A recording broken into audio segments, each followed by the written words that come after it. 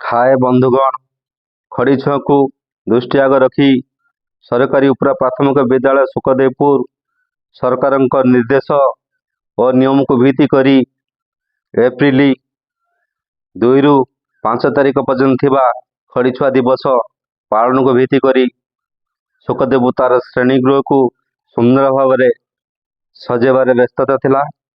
ଏପରି ସାଜସଜ୍ଜା ମଧ୍ୟ କରିଥିଲା। ଏପରିକି 3ଟି ପର୍ଯ୍ୟାୟକୁ ଭିତ୍ତି କରି ତା ଶ୍ରେଣୀଗୃହ କର୍ଣ୍ଣର ସବୁ ସଜାଇଥିଲା।